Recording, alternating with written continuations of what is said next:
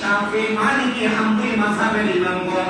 আর এই জন্য আমরা মুসলমান সবাই কোরআন এবং সুন্নাহকে সঠিকভাবে জানার জন্য যে যেই কোন একটা মাযহাবের অনুসরণ করে, আর এই মাযহাবের অনুসরণ করা প্রত্যেকটা মুসলমানের জন্য ওয়াজিব। কেননা মাযহাবের অনুসরণ না করলে আমাদের পথভ্রষ্ট হওয়ার সম্ভাবনা আছে। হুজুর কেন? কারণ আমাদেরকে আলেম ওলামাগণ, মাযহাবের ইমামগণ ইসলামটাকে সহজভাবে সঠিকভাবে আমাদের কাছে প্রেজেন্টেশন করেছেন। আর এই জন্য আমরা যারা মুসলমান দাবি করি, আমরা যারা কোরআন সুন্নাহ সম্পর্কে অবগত না, আমরা সবাই আল্লাহ তাআলার প্রেরিত সবচাইতে দুনিয়ার শ্রেষ্ঠ উলামায়ে কেরামদের অনুসরণ করে আমরা একটা মাযহাবের অনুসরণ করি। বলে বলেন সুবহানাল্লাহ। এখন আসেন, যিনি বলে আমরা মাযহাব কেন মানবো অথবা আমরা মাযহাব মানি না, এই ওনাদেরকে যদি বলা হয় আপনি মাযহাব যেহেতু মানেন না, কোন মাযহাবের অনুসরণ করেন না, তাহলে আপনি মাযহাবের অনুসরণ না করার কারণ কি? আপনার উস্তাদকে যদি বলা হয় আমার উস্তাদ মনে করেন আমি একটু শিক্ষকের কাছে পড়ালেখা করেছি, তো জিজ্ঞাসা যদি করা হয় আপনি মাযহাব মানেন না, মেনে নিলাম, হানাফি, শাফি, মালিকি, হাম্বলি অন্য কোন মাযহাবকে আপনি মানতেছেন না, আপনি মানেন কাকে? মানে আমার বড় বড় উস্তাদ যিনি আমাকে শিক্ষা দিয়েছে আমি তাদেরকে মানি, এটা একটা মাযহাব। এটাও কি একটা মাযহাব? মানে কাউকে অনুসরণ করার নাম কি? মাযহাব। কাউকে অনুসরণ করার নাম কি? মাযহাব। তো আমাদের সমাজের মধ্যে দেখবেন আমরা অনুসরণ করি, মনে করেন যারা মাযহাব মানে না, এরা কিন্তু বড় বড় শায়েখদেরকে মানে, ওই শায়েখদেরকে মানতে যায়, দেখেন মাযহাব থেকে বিচ্ছিন্ন হয়ে যাচ্ছে। তো মাযহাব থেকে বিচ্ছিন্ন হয়ে অন্য মাযহাবের সমালোচনা করছে, গীবত করছে, আর এই গীবত করার কারণে তার নিজেরাই পথভ্রষ্ট হয়ে যাচ্ছে। ঠিক আছে না? নিজেরাই পথভ্রষ্ট হয়ে যাচ্ছে। আমার সবার কাছে এতটুকু একটা কথাই দাবি থাকবে, সিদ্ধান্ত আপনার। আপনার জীবনকে আপনি জান্নাতের দিকে নিয়ে যাবেন না জাহান্নামের দিকে নিয়ে যাবেন, এটার দায়িত্ব, এটার বিবেক আল্লাহ তাআলা আপনাকে দিয়েছে। এই বিবেককে কাজে লাগিয়ে আপনি অনুসরণ করবেন।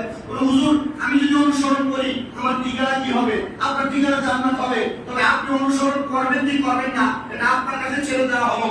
পূর্বের যে ওলামায়ে কেরাম আমাদেরকে ইসলামটাকে সঠিকভাবে জানাই দিয়ে গেছেন, বর্তমানে নতুন নতুন ওলামায়ে কেরাম আইসা আপনাকে ইসলামটাকে আপনার কাছে বিরূপভাবে প্রেজেন্টেশন করছে, বিরূপভাবে আপনার কাছে উপস্থাপন করছে। আপনার কাছে মনে হচ্ছে আরে আগে আমরা যা মেনেছি এটা মনে হয় ভুল ছিল, ও এখন আমরা যা পাইতেছি বা শুনতেছি এটাই মনে হয় সঠিক। জি না, পূর্বের ওলামায়ে কেরাম আমাদেরকে যা শিক্ষা দিয়েছেন প্রত্যেকটাই সঠিক। আল্লাহ তাআলা আমাদেরকে এগুলো অনুসরণ করার তৌফিক দান করুন। আল্লাহ আমিন। আমাদের বলেন আল্লাহুম্মা আমিন। আমাদের দুরূদ শরীফ পড়েন সালাতুন ইয়া রাসূলুল্লাহ আলাইকুম সালামুন ইয়া হাবিবাল্লাহ আলাইকুম সালাতুন ইয়া রাসূলুল্লাহ আলাইকুম সালামুন ইয়া হাবিবাল্লাহ আলাইয়া শিকাবাশতে মুহাম্মদ ইয়া আলিয়া বরাবাশতে মুহাম্মদ সালাতুন ইয়া রাসূলুল্লাহ আলাইকুম সালামুন ইয়া হাবিবাল্লাহ। এবার আসেন মাযহাবের অনুসরণ করা, কোন বড় ওলামায়ে কেরাম অথবা কোন বড় দলকে অনুসরণ করা আমাদের জন্য কতটুকু জরুরি? আল্লাহ তাআলা কোরআনুল কারীমের সূরা নিসার 83 নম্বর আয়াত, সূরা নাহলের 43 নম্বর আয়াত, এই দুইটা জায়গার মধ্যে আল্লাহ তাআলা কি ঘোষণা করছেন? আল্লাহ তাআলা বলছেন যে ওয়া ইযা জাআহুম আমরুম মিনাল আমনি আবিল খাউফি আযারু বিহি ওয়া লাউ রুদ্দুহু ইলা রাসূলি ওয়া ইলা উলিল আমর। আল্লাহ তাআলা ঘোষণা করছেন, আয়াতে কারিমা খন্ড অংশ, আল্লাহ তাআলা ঘোষণা করছেন আর যখন তাদের নিকট শান্তি অথবা ভয়ের কোন সংবাদ আসে, খেয়াল করেন আল্লাহ তাআলা নিজে বলছেন আর যখন তাদের নিকট শান্তি কোন ভয়ের বিষয় আসে তখন তারা তা প্রচার করে বেড়ায়। শান্তি অথবা ভয়ের বিষয় আসলে তারা প্রচার করে বেড়ায়। তারা কারা? তারা হলো সমাজের এমন মানুষ যারা মনে করেন কোরআনুল কারীমের ডাইরেক্ট আয়াত নাযিল হইল, আল্লাহ তাআলা কোরআনুল কারীমে বলছে তোমরা নামাজ পড়ো, একটা মানুষ আমাদের কথা শুনে মানুষকে প্রচার করে বেড়ায়। আল্লাহ তাআলা কোরআনুল কারীমে বলছে তোমরা নামাজ না পড়লে দুজকে যাবে, এই কথা মানুষের মাঝে প্রচার করে বেড়ায়। কিন্তু নামাজ পড়ো, কোন কোন কাজ ত্যাগ করে নামাজ পড়ো এই কথা কিন্তু বলতে পারে না। কেন? এটার মূল কারণ হচ্ছে এই নামাজ পড়ো এই ইব্রাহিমের পূর্বে আল্লাহ তাআলা অনেক আয়াত নাযিল করেছেন যার সম্পর্কে ওই ব্যক্তি অবগত না। এই জন্য দেখবেন আমাদের সমাজে বর্তমানে এমন অনেক মোবাইল মুফতি বের হয়ে গেছে। মোবাইল মুফতি যে কেমন দেখেন, আমাদেরকে এখনো পর্যন্ত বুখারী শরীফের সবক মাদ্রাসায় দেওয়া হয় না। তো মাদ্রাসায় না দেওয়ার কারণে মাঝে মাঝে বিদেশ থেকে আসার পরে আমরা যখন মসজিদে নামাজ আদায় করি, আমার হঠাৎ করে আমাদের এক বুড়াত্মীয় চাচা নামাজ পড়ে ইমাম সাহেব ওরা দলিল বলেছেন, উনি পেছন থেকে আমিন বলে নিয়ে বসছেন। ইমাম সাহেব নামাজ পড়ে বড় করে মুনাজাত করেছেন, উনি বলছে এটা বেদাত। নামাজের পরে জানাজার নামাজ হয়েছে, ওইখানে দোয়া হয়েছে, উনি বলছে বেদাত। আমাকে বলছে ভাতিজা, আমি তো বুখারী শরীফের হাদিসে পাইছি যে এভাবে ওরা দলিল বলে আমিন জোরে বলা। আমি জিজ্ঞেস করলাম কাকে কেন? বলছে বাবা জোরে আমিন বলে ফেরেশতারা আমাদের সাথে মিশে যায়। আমি বললাম হ্যাঁ ঠিক আছে তো আপনার কথা, তবে এই হাদিস অনেক আগে রহিত হয়েছে, কারণ ফেরেশতারা জোরে বলে না আস্তে বলে আমরা কিন্তু জানি না। ফেরেশতারা আওয়াজকে আমরা শুনতে পাই না। আমরা ইমাম সাহেব বলা দলিল বলে মনে মনে আমিন বলি না। আমিন বলা আবশ্যক, কিন্তু জোরে আমিন বলে 10 জন মানুষ নামাজ পড়তেছে, আমার জোরে আমিনের কারণে আরেকজনের নামাজে ডিস্টার্ব হচ্ছে। এটার কারণে কিন্তু আমি এটাকে সমাজের মধ্যে বিভ্রান্ত ছড়াচ্ছি। কোন সৌদি আরবে পড়ে, মক্কায় পড়ে, মদিনায় পড়ে, আমরা বলে অসুবিধা কি? ওইখানেরও একটা মাযহাব আছে, ওইখানে সবাই জোরে পড়ে, এখানে সবাই জোরে পড়ে না। এখানে একটা রীতিনীতি চলে আসছে আস্তে আস্তে পড়া, আর ওইখানে জোরে জোরে পড়া রীতিনীতি আসছে। এজন্য আমরা এখানে আস্তে আস্তে পড়ি, এখানে জোরে জোরে পড়ে। তবে এতটুকু আমাদেরকে মনে রাখা দরকার যে সেই ব্যক্তি আমাকে এসে প্রশ্ন করলো, এখন যদি বলে আমি বুখারী শরীফের হাদিসে পাইছি, কিন্তু ওনাকে যদি বলা হয় বুখারী শরীফের পরিপূর্ণ নামটা কি, উনি বলতে পারবেন, তাহলে আমি কি ওনার কথা মানতে পারবো নাকি? এই জন্য বর্তমান সমাজে নরমালি ভাবে মোবাইল থেকে অ্যাপস ডাউনলোড করে আপনি সাধারণ কোনো কিতাব বা সাধারণ কোনো বই পড়ে আপনি ফতোয়া দিয়ে দিবেন, আপনার কথা কিন্তু গ্রহণযোগ্য হবে না। কারণ একটা ফতোয়া গ্রহণযোগ্য হওয়ার জন্য ওই ব্যক্তির সর্বনিম্ন 19 থেকে 21টা এলেমের জ্ঞান লাগে। একটা বিষয় কোন মানুষকে জানাইয়া ওইটার উপরে আমল করানোর জন্য বা ফতোয়া সাবেত করানোর জন্য একজন ব্যক্তির 19 থেকে 21টা বিষয়ের জ্ঞান লাগে। সেই 19 থেকে 21টা বিষয়ের জ্ঞান আমরা যেটুকু পর্যন্ত ফার্স্ট থার্ড ইয়ার ফাইনাল দেওয়ার পরে 19টা তো অনেক দূরের কথা, পরিপূর্ণ জ্ঞানগুলো আমাদের ভিতরে আসছে কিনা আমরা সেও দিতে পারি না। তাহলে কেমনে জটমেন পড়া শাক পড়া অথবা নরমাল কলেজে পড়া ছাত্র মোবাইলে কোরআন হাদিস শুনে আপনি কি মানতে পারেন না?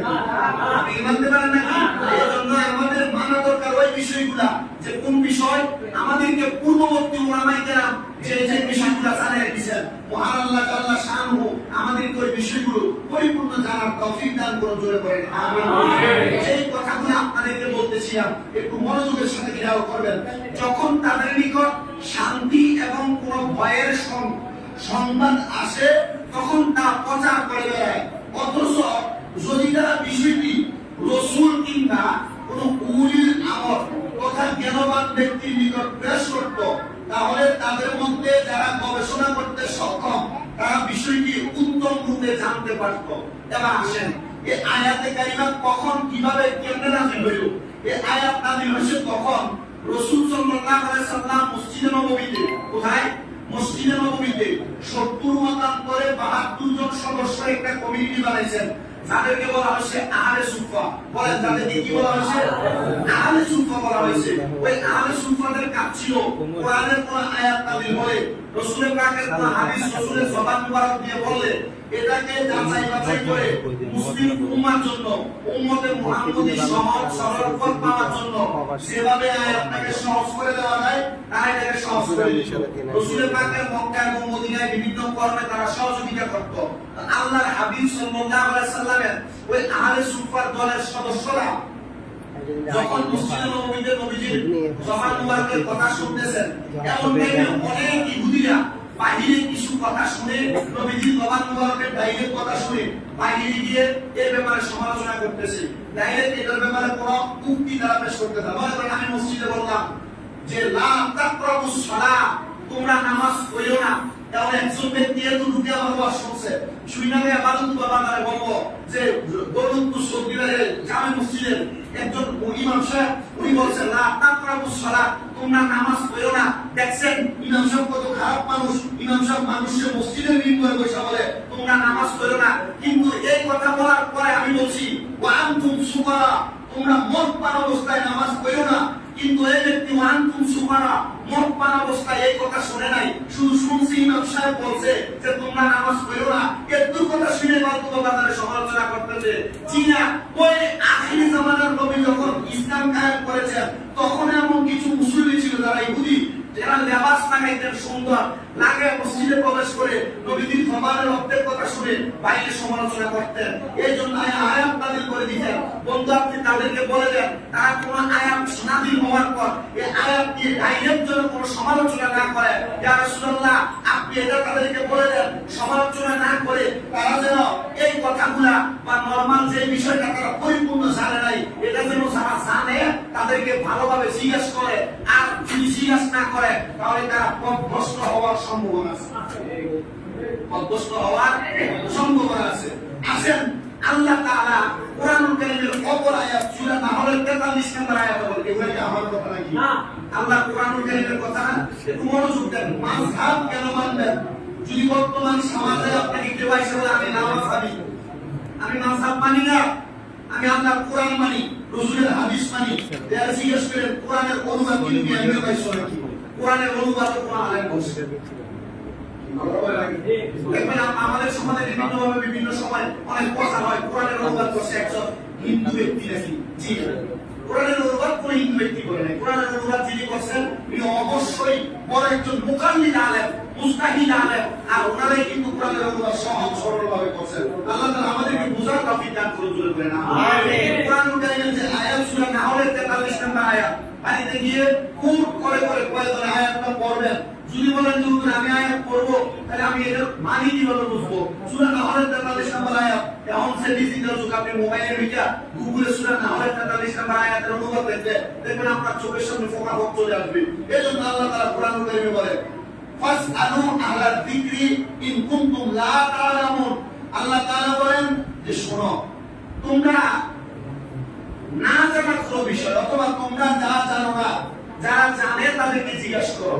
ফাসআলু আহলাল যিকরি ইন কুনতুম লা তা'লামুন, যে হ্যাঁ যদি তোমরা না জানো তাহলে যারা জানে তাদেরকে জিজ্ঞাসা করো। তাহলে যে সাধারণ কোনো বিষয় অথবা অসাধারণ কোনো বিষয় যেগুলো আমরা জানি না, এগুলো আমরা জাননেওয়ালা কোন মানুষকে প্রশ্ন করবো? ওই মানুষকে প্রশ্ন করবো যে কোরআন সম্পর্কে জানে, আমি সম্পর্কে জানে। এই জন্য আমি আমার একটা খাস করে বানায় নিয়েছি, যেহেতু দুই একটা কথা আপনাদের মাঝেও বলি, কোরআন সুন্নাহ দুই একটা প্রচার প্রসারণার কথা সোশ্যাল মিডিয়ার মাধ্যমে প্রচার হয়। আমার কথাগুলা মাঝে মাঝে অনেক মানুষ বিভিন্ন ফতোয়ার বিষয়ে আমাদেরকে কল দেয়, এবং আমাকে কল দিয়ে আমি এদেরকে একটা উত্তর দেই, ভাই আপনি যে আমাকে কল দিলেন একটা বিষয় জানার জন্য, এবং আমি তো কোনো মুফতি না, আমি কি না মুফতি না, আমি আপনাকে কিভাবে ফতোয়া সম্পর্কে জানাবো? যেমন উনি আমাকে বলে, হুজুর আপনি জানেন না, তাহলে আপনি ওয়াজ করেন কেন? আপনি এই বিষয় জানেন না, ওয়াজ করা এক বিষয়, ফতোয়া দেওয়া আরেক বিষয়। বলেন ওয়াজ করা এক বিষয়, ফতোয়া দেওয়া আরেক বিষয়। ওয়াজ করা মানে মানুষকে হেদায়েতের পথে রাখা, ফতোয়া দেওয়া মানে একটা মানুষের আমেল সাবেত করার জন্য মানুষটাকে সহজ সরলভাবে সব এই একটা বিষয় ডাইরেক্টলি আদেশ করা। তো আমি ওনাকে বললাম, শুনেন, ওয়াজ যেহেতু করা এক বিষয়, ফতোয়া দেওয়া আরেক বিষয়, আমি যদিও না জানি এই বিষয়, আমি আমার যারা উস্তাদ আছে অথবা ওনাদের যারা উস্তাদ আছে আমি তাদের কাছে চাই না, আমি আপনাকে জানাই দিতে পারবো। এখন আপনি রাজি? তখন বলে হ্যাঁ আমি রাজি আছি। তখন ওনাকে আমি না জানলেও এই ফতোয়া সম্পর্কে ওনাকে আমি আমার উস্তাদ থেকে চাই না জানাই দিই। আবার এমন অনেক সময় কোন ফতোয়া আমাকে প্রশ্ন করছে, আমি জানি, জানার পরেও আমি তাকে ডাইরেক্ট উত্তর দিই না, কারণ কোনটা জটিল ফতোয়া আর কোনটা সহজ ফতোয়া এটা আমার জানা আছে। জানার কারণে কঠিন ফতোয়ার বিষয়গুলা আমি জানার পরে আমার একজন ভালো উস্তাদের কাছে আমি জিজ্ঞেস করি, হুজুর এই বিষয়টাতে এভাবে এভাবে একজন প্রশ্ন করছে, উত্তরটা কি হতে পারে? তখন আমি যেটা জানি হুজুর আমার এটাই বলে, বললে আমি হুজুর থেকে যাই না, তারপরে জানাই। কারণ কি? কারণ আমি এখনো পরিপূর্ণ ফতোয়া দেওয়ার উপযুক্ত না বিধায় আমি আমার উস্তাদ থেকে চাই না জানাই।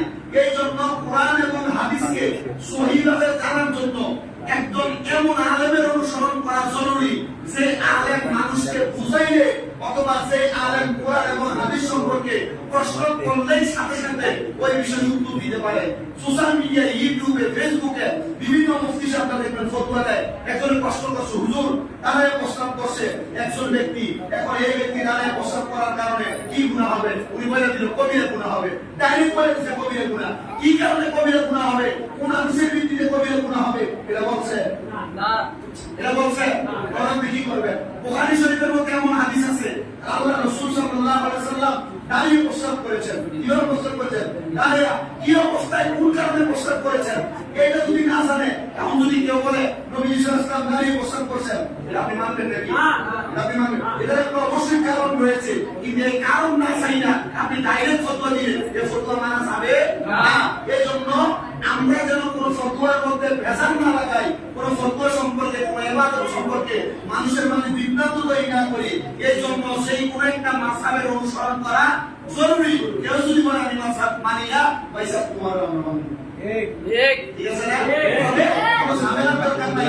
এতটুকু মনে রাখিয়া আল্লাহ রাসূল সাল্লাল্লাহু আলাইহি ওয়াসাল্লাম থেকে এখন পর্যন্ত আমাদের কাছে কোরআন হাদিসের যে বিষয়গুলো স্পষ্ট, এই বিষয়গুলো আমাদের কাছে স্পষ্টই, কিন্তু বর্তমান জামানায় নতুন নতুন বিভিন্ন ফতোয়ার মাধ্যমে সমাজের মানুষ বিভ্রান্ত হচ্ছে।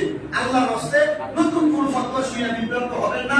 পূর্বে থেকে যেভাবে আমল করে আসছেন, এই আমলই সত্য, এই আমলই হক। আল্লাহ তাআলা এগুলো করার তৌফিক আমাদেরকে দান করুন। আমিন। সবাই দুরূদ শরীফ পড়েন। আল্লাহুম্মা সাল্লি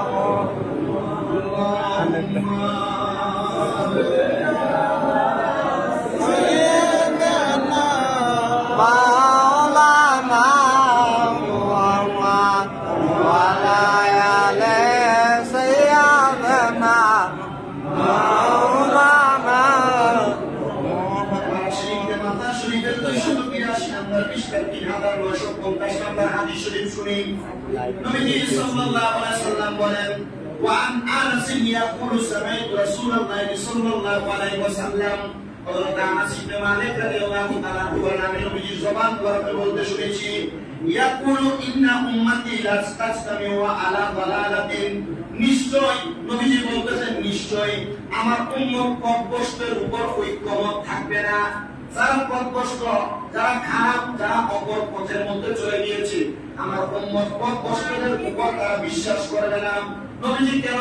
নবীজি বলতেছেন, ফাইদা রাআইতুম ইখতিলাফান, তোমরা দেখতে পাবে অতি সত্বর তোমাদের কাছে ইখতিলাফ তৈরি হয়েছে, ফিতনা ফাসাদ তৈরি হয়েছে, বিভিন্ন মাসালা নিয়ে দ্বন্দ্ব তৈরি হয়েছে। নবীজি তখন আমরা কি করব? নবী বলেন, আলাইকুম বিসাওয়াদিল আযীম, নবী বলেন শোনো, তখন তোমরা মহান দলের অনুসরণ করবা। ইয়া রাসূলুল্লাহ, মহান দলের অনুসরণ আমরা কিভাবে করব? আসেন, বর্তমান জামানায় সোশ্যাল মিডিয়ায় যারা ইউজ করেন আপনারা অনেকে জানেন, একটা বিষয় নিয়ে বেশি তর্ক বিতর্ক হচ্ছে। একদল মানুষ সমাজের মধ্যে প্রচার করতেছে নবীজি সাল্লাল্লাহু আলাইহি ওয়াসাল্লাম 40 বছর বয়সে নবীজি নবী হয়েছেন, তার পূর্বে তিনি নবী ছিলেন না। আর পূর্বের যে বিষয়গুলা এগুলা আমাদের জন্য অনুসরণীয় না। কিন্তু আল্লাহ তাআলা কোরআনুল কারীমে বলে, লাকাদ কানা লাকুম ফি রাসূলিল্লাহি উসওয়াতুন হাসানাহ, তোমাদের জীবনে উত্তম আদর্শ হলো মুহাম্মদ সাল্লাল্লাহু আলাইহি ওয়াসাল্লামের আদর্শ। বলে নাই 40 বছর থেকে পরবর্তী সময়, বলে নাই 40 বছর থেকে আগের সময়। আমরা রাসূলকে, রাসূল মানে তখন থেকে কুনতু নাবিয়্যান ওয়া আদামু বাইনাল মা'i ওয়াত তিন, রাসূল তখনও নবী যখন আদম আলাইহিস সালাম মাটি এবং পানির সাথে মিশ্রিত। এজন্য বর্তমান সমাজের মধ্যে যারা মানুষকে বলতে চায় নবীজি 40 বছরের আগে নবী ছিলেন না, আমরা এই প্রশ্নগুলা মানব না। কেননা আমরা নবীকে তখন থেকে নবী মানি যখন আদম আলাইহিস সালাম মাটি এবং পানির সাথে মিশ্রিত ছিল। ঘোষণা আমাদের নয়, ঘোষণা আল্লাহ তাআলা নবীর মাধ্যমে আমাদেরকে জানাইছেন। বলেন সুবহানাল্লাহ। তবে একটা জিনিস আমাদেরকে মানতে হবে, যে কি আকাইদে আহলে সুন্নাত ওয়াল জামাত আমরা যারা দাবি করি, আমাদের আকীদা নবীজি আদম আলাইহিস সালাম মাটি এবং পানির সাথে মিশ্রিত থাকা আগে থেকে নবী। বিভিন্ন ফিতনা এভাবে তৈরি হচ্ছে। দেখেন, বিভিন্ন দল আছে না? কিন্তু ইসলাম কি কোনো দল বিভক্ত? ইসলাম কয়টা? মুসলমানদের ধর্ম কয়টা? কোরআন কয়টা? রাসূল কয়টা?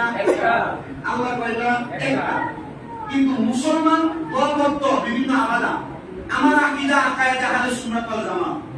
আমার বিশ্বাস নবীজি আদম আলাইহিস সালাম যখন মাটি এবং পানির সাথে মিশ্রিত তখন থেকে নবী। এটা হচ্ছে আকায়েদে আহলে সুন্নাত ওয়াল জামাতের আকীদা। তো শুধু আকায়েদে আহলে সুন্নাত ওয়াল জামাত না, বিভিন্ন দল আছে, যেমন জামাত ইসলামী একটা দল, কওমি একটা দল, সালাফি লামাযহাবি একটা দল আছে না? যারা এই দলের অনুসরণ করে ওনাদের আকীদা কিন্তু 40 বছর বয়স থেকে নবী। ওনাদের আকীদা কখন থেকে নবী? কিন্তু আমাদের যে আকীদা 40 বছর বয়স থেকে নবীর নবুয়ত প্রকাশিত হয়েছে। 40 বছর বয়স থেকে নবুয়ত কি হয়েছে? একজন মানুষ নির্বাচন করে প্রাথমিকভাবে বেসরকারি একটা ঘোষণা হয়, এত ভোটে এই প্রার্থী জয়ী, কিন্তু তিনি কিন্তু তখনও মেম্বার না। শপথ গ্রহণ করার আগ পর্যন্ত কি মেম্বার? শপথ গ্রহণ করার আগ পর্যন্ত চেয়ারম্যানের কি ঘোষণা হয়? জি না। তিনি তখন থেকে ঘোষণা হয় যখন শপথ গ্রহণ করে। তো নবীজি সাল্লাল্লাহু আলাইহি ওয়াসাল্লাম 40 বছর বয়সের আগে নবী, কিন্তু প্রকাশিতভাবে উনি দাওয়াত দিয়েছেন 40 বছর বয়স থেকে। এই 40 বছর বয়সের আগে নবীজির কাছে ইসলাম গ্রহণ করছে হযরত ওমর রাদিয়াল্লাহু তাআলা। তাই এখন দেখেন, আমরা যারা নবীজিকে 40 বছর বয়সের আগ থেকে নবী মানি, এখন অনেকে এভাবে ফতোয়া দিচ্ছে নবীজির 40 বছর বয়স থেকে পরবর্তী সময় তা এসছে তা আমাদের জন্য অনুকরণীয়, তার পূর্বে তা হয়েছে তা অনুকরণীয় না। তাহলে হযরত ওমর রাদিয়াল্লাহু তাআলা 40 বছর বয়সের আগে ইসলাম গ্রহণ করছে, এটা অনুকরণীয় না? নবীজি গোপনে গোপনে অনেকের কাছে ইসলামের দাওয়াত দিয়েছে, এটা অনুকরণীয় না? তাহলে গোপনে যারা ইসলাম কবুল করছে তারা কি মুসলমান না নাকি? অবশ্যই মুসলমান। এজন্য নবীজির জীবনের জন্ম থেকে শেষ পর্যন্ত যা আছে সবকিছু অনুকরণীয়, অনুসরণীয়। তবে আমরা এটুকু মাথায় রাখবো, যারা আকায়েদে আহলে সুন্নাত ওয়াল জামাত তারা মানে নবীজি আদম আলাইহিস সালাম মাটি থেকে পানির মধ্যে মিশ্রিত থাকার আগ পর্যন্ত নবী, এখন পর্যন্ত আগেও নবী পরেও নবী, 40 বছর আগেও নবী পরেও নবী। এটা আহলে সুন্নাত ওয়াল জামাতের আকীদা। এই আকীদা তারা অনুসরণ করে না, তারা বাতিল ফেরকা, এদেরকে আমরা অনুসরণ করব না। তবে এতটুকু মনে রাখেন, কারোর সাথে মারামারি, গলাগলি, দ্বন্দ্ব, বিভিন্ন মানুষ একে আমি খারাপ বলবো, একে খারাপ করার অধিকার আমার নাই, কারণ এদেরকে খারাপ বলছে কি? আল্লাহ। বলেন, এদেরকে খারাপ বলছে কি? আমি এদেরকে খারাপ বলার দরকার নেই, আল্লাহই তো বলে দিয়েছে। তবে ঝগড়া দ্বন্দ্ব ভাষণ না করে এটা ফয়সালা দিবে কে? আল্লাহ। ময়দানে মাশারে প্রমাণ হবে যে রাসূল সাল্লাল্লাহু আলাইহি সাল্লামকে আমরা এই আকীদায় গ্রহণ করে আমরা কবরে যাওয়ার পর তিনটা প্রশ্নের মধ্যে একটা প্রশ্ন সর্বশ্রেষ্ঠ, মান রব্বুকা ওয়া মান দীনুকা। এই প্রশ্নের জবাব আপনিও দিবেন, অনেক ইহুদিরা খ্রিস্টানরা দিবে। তবে হ্যাঁ, একটা প্রশ্ন, ওয়া মান হাযার রাসূল, এই ব্যক্তিকে ছিল কিনা রাসূলকে? যদি আপনি রাসূলের প্রতি আকীদাটাকে সহি করে কবরে যান, আপনি রাসূলকে চিনা রাখবেন না, রাসূল বলেন আমি তোমাকে চিনি। সুবহানাল্লাহ। আপনি রাসূলের প্রতি মন্তব্য যেমন, আপনি রাসূলের সাথে আপনার আচরণ পাবেন তেমন। আপনার মন্তব্য ভালো হলে রাসূলের মন্তব্য আপনার সাথে ভালো হবে।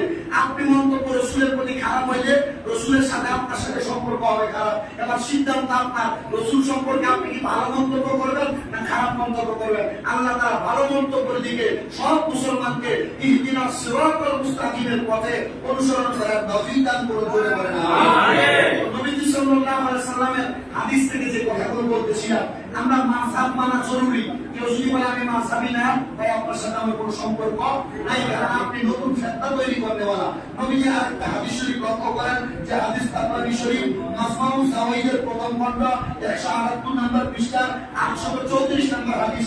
নবীজি সাল্লাল্লাহু আলাইহি সাল্লাম বলেছেন যে কি শুনেন, যে নবীজি বললেন, হযরতে আলী রাদিয়াল্লাহু তাআলা বললেন, আমি নবীজিকে বললাম, হে আল্লাহর রাসূল, আমাদের নিকট যদি এমন কোনো বিষয় আছে যার সমাধানের আদেশ নিষেধ কোনো বর্ণনা নেই। উনি বলছেন যে আমাদের কাছে যদি এমন কোনো বিষয় আল্লাহ তাআলা নাযিল করে পাঠায় যেটার কোনো আদেশ এবং নিষেধের বর্ণনা সরাসরি নাই, আচ্ছা রাসূল আপনার কাছে আমরা জানতে চাই, তখন আমরা কি করব? হযরত আলী রাদিয়াল্লাহু তাআলা প্রশ্ন করেন, তখন আমরা কি করব? তখন নবী বলেন, তোমরা ফুকাহা, শরীয়তের জ্ঞানে বিশেষজ্ঞ, নেক কাজের পরামর্শ দিবা, তোমরা নিজেদের পরামর্শ নিয়ে কাজ করবা না। আপনারা সাধারণ মানুষ, কোরআন সম্পর্কে হাদিস সম্পর্কে জানেন না। আপনারা জানেন না এটা বলি না, অনেকে হয়তো জানেন। তো হযরত আলী রাদিয়াল্লাহু তাআলা যিনাকে বলা হয়েছে, নবীজি বলছে আনা মদিনাতুল ইলমি ওয়া আলিউন বাবুহা, আমি ইলমের শহর, সেই শহরের দরজা আলী। এই আলী রাদিয়াল্লাহু তাআলা খুব কষ্ট করছে, যিনি ইলমের শহরের দরজা। উনি বলছেন নবীজি এমন কোন বিষয় আমাদের কাছে আসলো যেটার আদেশ এবং নিষেধের সম্পর্কে আমরা জানি না, তখন আমরা কি করবো? নবীজি বলছে ফুকাহা, ফিকহ সম্পর্কে, শরীয়তের ইলম সম্পর্কে, কোরআন হাদিস সম্পর্কে বিজ্ঞ এমন কেউ যদি থাকে তোমরা তাকে জিজ্ঞেস করবে, তার সাথে কি করবা? পরামর্শ করবা। আচ্ছা, আমরা মনে করেন কোনো বিষয় না জানলে সর্বপ্রথম প্রাথমিক যে চিকিৎসা মসজিদ ইমামকে জিজ্ঞাসা না, এরপরে যদি মসজিদ ইমামকে না জিজ্ঞেস করে, রিলেটিভ সম্পর্ক আছে, ভালো সম্পর্ক কোনো আলেমের সাথে, ওই আলেমকে ফোন দিয়ে দিল, হুজুর এই বিষয়টা এইভাবে এটা কিভাবে করা যায় কিনা। আমরা না জানলেও আমাদের বড় ওলামায়ে কেরাম যারা তাদের থেকে যাই না জানিয়ে দেবে। এই জন্য হযরত আলী রাদিয়াল্লাহু তাআলা এই প্রশ্ন এই জন্য করে দিয়ে গেছেন, যারা উম্মতে মুহাম্মাদী না জানলে কোনো বিষয় সম্পর্কে ভালো কোনো আলেমকে জিজ্ঞাসা করে। তো ভালো কোনো আলেমকে কিভাবে জিজ্ঞাসা করবেন? ওই ভালো কোনো আলেমকে জিজ্ঞাসা করবেন, জিজ্ঞাসা করার জন্য তো তার কাছে যাইতে হবে, অথবা মোবাইলের মাধ্যমে জানতে হবে। তার কাছে যাওয়া এবং জানতে চাওয়া, তার প্রতি অনুসরণ অনুকরণ করার নাম মাযহাব। তার প্রতি অনুসরণ অনুকরণ করার নাম কি? মাযহাব। আমরা মাযহাব মানার গুরুত্ব সম্পর্কে জানতেছি। আসেন, নবীজি সাল্লাল্লাহু আলাইহি ওয়াসাল্লাম আবার বলছেন, অচিরেই তোমরা আমার পর তীব্র মতানৈক্য দেখতে পাবে। একবারে মতানৈক্য, একবারে তীব্র মতানৈক্য। আজকে বৃষ্টি হয়েছে আর আজকে প্রচন্ড বৃষ্টি হয়েছে, পার্থক্য আছে না? বৃষ্টি হয়েছে না আমার আপনি, আর বর্তমানের সাথে প্রচন্ড বৃষ্টি হয়েছে, হ্যাঁ অনেক বৃষ্টি হয়েছে। নবীজি বলছে অচিরেই তোমরা আমার উম্মতের মাঝে তীব্র মতানৈক্য দেখতে পাবে। কি হবে? তাই তোমরা তোমাদের উপর আবশ্যক সুন্নতের নিয়ম নীতি, সঠিক হেদায়েত প্রাপ্ত খলিফাগণের অনুসরণ করো। সঠিক হেদায়েত প্রাপ্ত খলিফাদের অনুসরণ আপনি কিভাবে করবেন? তো সঠিক হেদায়েত প্রাপ্ত খলিফা হইলে চারটা মাযহাবের কথা বললাম, হানাফি, শাফি, মালিকি, হাম্বলি। ওই ওনারা আমাদেরকে যে মাযহাব চালাইছেন, যে মাযহাব অনুযায়ী পরিচালনা করছেন, আমরা এটা অনুসরণ করব। এই জন্য তাহলে আর কোনো মতানৈক্য তৈরি হবে না। বুকের উপর হাত বন্ধ বলেন, আমি জোরে বলা বলেন, এটা বেদাত ওইটা বেদাত বলেন, এগুলোতে আগে ছিল। আপনি কেউ লাগবে না, একটা মুরব্বী জিজ্ঞাসা করেন 15 থেকে 20 বছর আগে এমন ছিল বাড়াবাড়ি, এমন কোনো দ্বন্দ্ব ছিল? মুরব্বীর কোনো না দ্বন্দ্ব ছিল না। এই দ্বন্দ্ব তৈরি করবো তারা, এই দ্বন্দ্বের অনুসরণ না করে পূর্বের ওলামায়েরা আমাদেরকে যে কথা দেখিয়ে দিয়ে গেছেন, আমরা এই কথার অনুসরণ করি। নতুন কোন বিষয় আমাদের মাঝে আই না, আমরা ইবাদতের মধ্যে কোনো ঝামেলা ঢুকাইতে চাই না। এবার আসেন দ্বিতীয়ত, তোমরা তাদেরকে দৃঢ়ভাবে আঁকড়ে ধরো, তাহলে কি হবে? তোমরা জান্নাতের পথ অনুসরণ করবে। পরবর্তী আরেকটা হাদিস, যে হাদিস মিশকাতুল মাসাবির ভিতরে 554 নম্বর হাদিস, আমি আসার আগে হাদিসটা পড়ে আসছি। নবী সাল্লাল্লাহু আলাইহি ওয়াসাল্লাম বলেন, আমার সাহাবীগণ নক্ষত্র তুল্য, মানে তারকার সমতুল্য, যাতে তোমরা অনুসরণ করবা এবং তোমরা হেদায়েত প্রাপ্ত হইবা। নবীজির সাহাবায়ে কেরামকে অনুসরণ করার কথা বলছে। তো মাযহাব মানে রাস্তা, মাযহাব মানে অনুসরণের পথ। নবীজির সাহাবায়ে কেরাম আসমানের তারকা সমতুল্য, নক্ষত্র সমতুল্য, আমরা তাদেরকে অনুসরণ করব। এই অনুসরণ করার নাম কি? অনুসরণ করার নাম কি?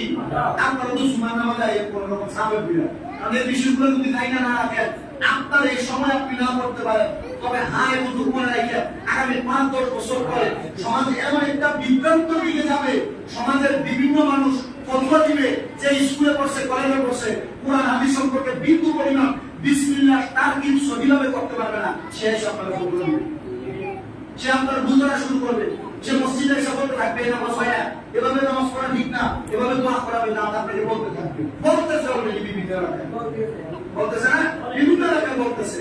এই জন্য একটু মাথায় রাখেন, মাথায় রাখেন। আমি পূর্বে অনেক মুরব্বীরা জিজ্ঞেস করবো, অনেক বিষয় জানি, মুরব্বীদের কাছে পূর্বের অনেক বিষয় সম্পর্কে জানা যায়, যেগুলো কোরআন কিতাব অনেক গালাগালি করার পরে পাওয়া যায়, কিন্তু আপনারা এখন বোম্বাল্লাহ আলহামদুলিল্লাহ সুরা সহি করেন একদম, অনেক মুসলি আছে বোম্বাল্লাহ সুরা আপনার ঠিক মতো বাইরে হবে না, কিন্তু আমার দেখে যেমন ফতোয়াবাদী করতে দেয়া, এই ব্যক্তি সহিভাবে আলহামদুলিল্লাহ করতে পারে না, ফতোয়াবাদী করে।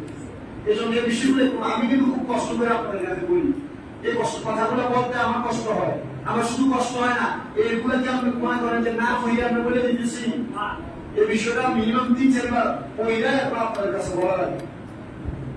আপনারা যদি এই বিষয়গুলো না জানা রাখেন, যাইতে যেতে শেষ করে দেন, তাহলে আপনি এটা মাথায় রাখার চেষ্টা করবেন ইনশাআল্লাহ। পরবর্তী হাদিস শরীফ নবী বলেন, হযরত হুযায়ফা রাদিয়াল্লাহু তাআলা থেকে বর্ণিত, নবী করিম সাল্লাল্লাহু আলাইহি ওয়াসাল্লাম একটি দরবারে বসা।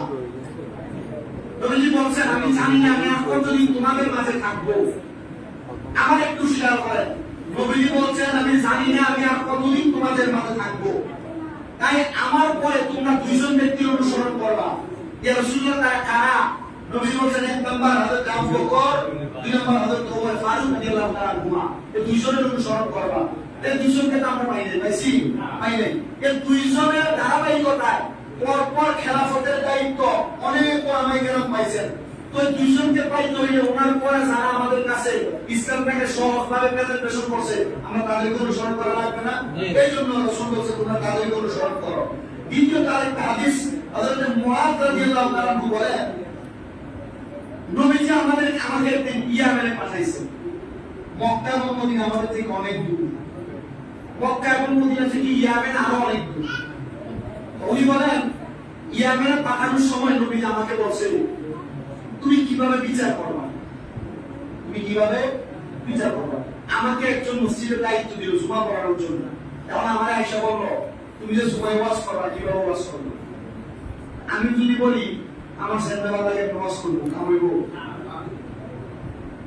আমি যদি উত্তর দেই আমি কোরআন থেকে ওয়াজ করবো, এখন আমরা উনি বলবো, মনে করে এই বিষয়টা কোরআনে নাই।